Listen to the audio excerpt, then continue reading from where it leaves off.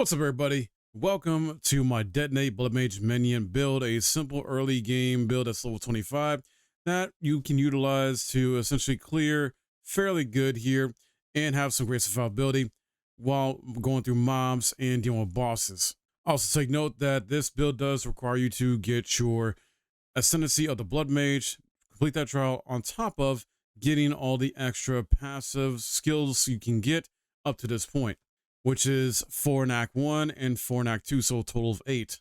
As usual, I like to go over the gear first, and like my previous level 25 build with the Monk, gear is not going to be super specific as far as like what you need, but certain things on the gear will be helpful to you.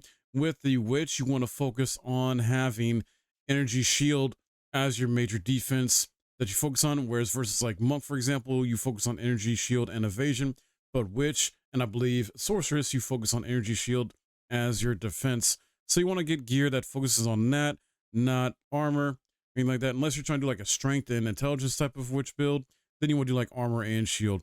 So as you can see here, I decided to focus on that on top of some other things that's very important. I try to keep it on my build so far, which is life regen, extra mana, extra life. If you can get extra, stats to your attributes, basically like 10 plus to all attributes, for example, here, that's helpful. Increased cast speed or attack speed is also nice too. Mana regen as well. Things like that to focus on. Just give you guys some ideas there what to kind of go with gear wise with your armor as well as your weapon. Now with the wand here, with this being a Detonate Dead focus skill build as well as Volatile Dead, I got a wand that has Volatile Dead on it, and also gives me reduced attribute requirements, increased critical hit chance for spells, more to my intelligence as you can see, and more to my mana as well too overall. And with this being a blood mage build, you want to essentially leech life as well too, so you can find gear to leech life from, get life regen, things like that will be very, very helpful to you.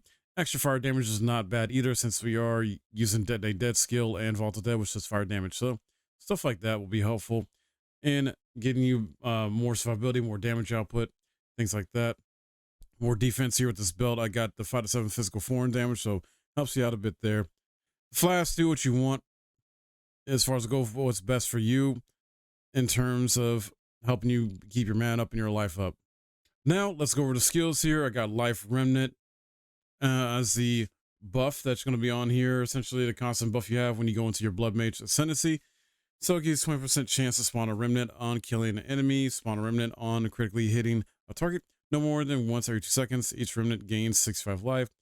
And I haven't got any support gems yet to go with this shit yet. Still gonna figure this out along the way and test some stuff out there. And then of course the wand in hand, we got the Volatile Dead. We're good there. The other item we have here I forgot to go over is the Scepter, which gives us the Skeletal Warrior Minion skill and gives more spirit as well too, which is really good because we're gonna need extra spirit. And that's another thing too. Make sure you get all the spirit you can early on. And then also more mana regen. So yeah, we technically have 2 Skeletal Warrior Minion type skills in here built in, which gives a bigger army, which is very nice. But you don't want to essentially, at least not right away, put any support gems on the skill you get from the weapon. You want to focus on actually having the skill itself put on here. Some Skeletal Warriors, they're weak, but they're manageable. They're not too bad. They're cheap as well too. That's why I go with them. And so far, the support skill I got is Last Gasp. Minions from support skill die on 4 seconds after their life is reduced to 0. So the reason for that is like eventually going to build into using your minions to essentially combine with Detonate Dead. Right now, don't have what I need yet. There's I think Sacrifice I need and a few other skills I need before I can actually utilize that. There's also going to be Meat Shield I'll add to this later on once I get that going. And then the other one, this is optional technically. I decided to go with this just have some poison damage. So I decided it was Skeletal Sniper. That's a long range and does some poison damage to help out. Added Corrosion, a support skill on poison applied by support skills. Also breaks armor equal to 80% to poison damage dealt.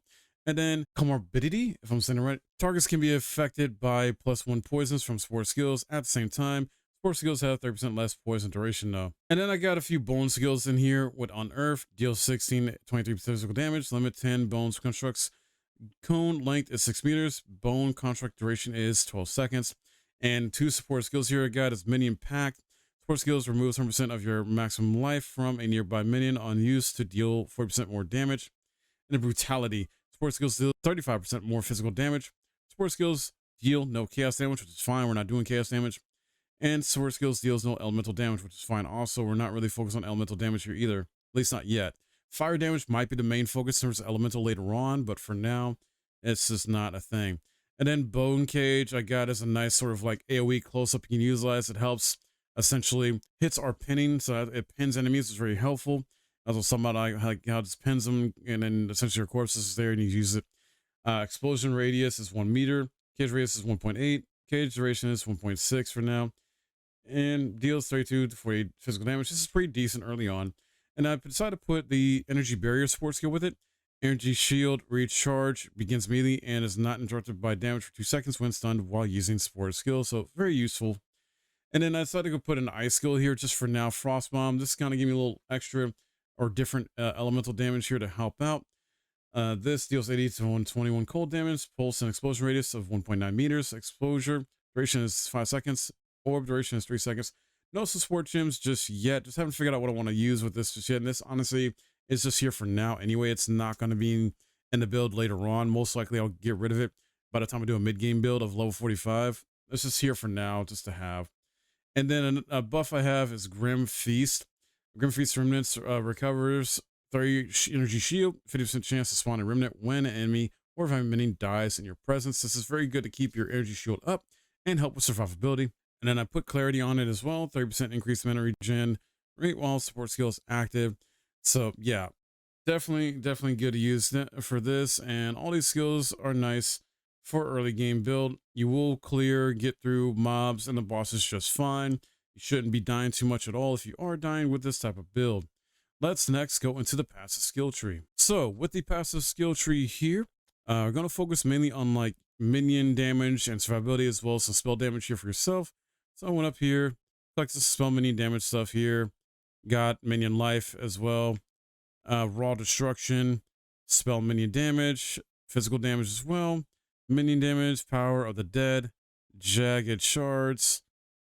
And then I stopped there with this and I want to go to the right, cast speed, some practice signs, spell crit chance, critical overload, spell critical damage, and then got some intelligence nodes over here to the left to go into minion attack and cast speed, and then Restless Dead, which helps revive minions 25% faster, which is very useful. And on the right side, I decided to get +5 strength because I needed it for a particular skill, I believe in gear piece.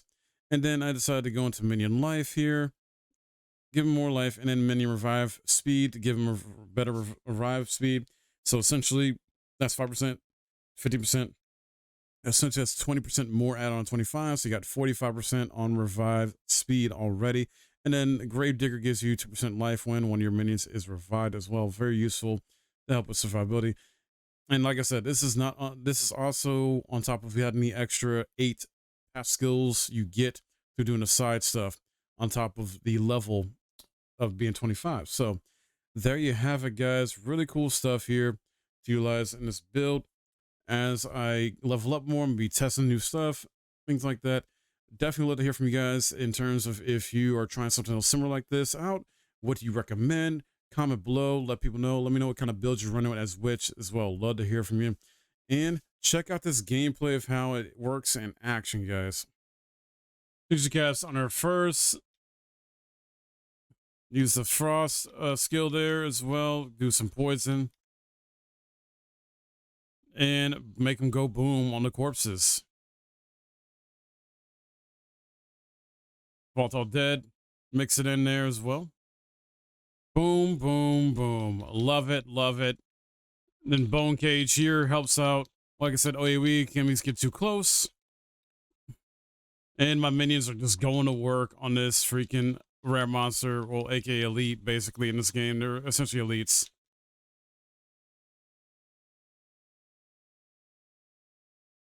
Hey, and we got some good stuff there. And now let's showcase this build against a boss. This boss is fairly easy. Keep it hit with poison. Make sure you have enough flasks, obviously. Someone's ads we can deal with.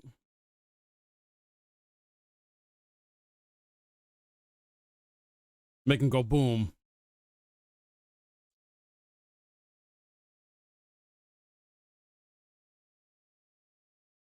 Minions are reviving so freaking fast. And then you get more shield as well, too, from the Grim Feast.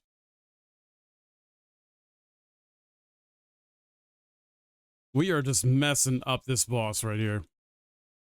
We are just going, as best we can, going ham against this boss. Letting the minions do their job. And boom. She got wrecked. And there you have it, guys. Hope you found this build guide helpful and insightful. Maybe you want to try it out for yourself now. If you enjoyed this, hit that like, subscribe for new, and stay tuned for more, guys. I have plenty more builds coming for PoE 2, as well as other guide type tips videos for you guys and my thoughts on the game once I, delve more into it. But yeah, my name's Mike. I'll see you next video.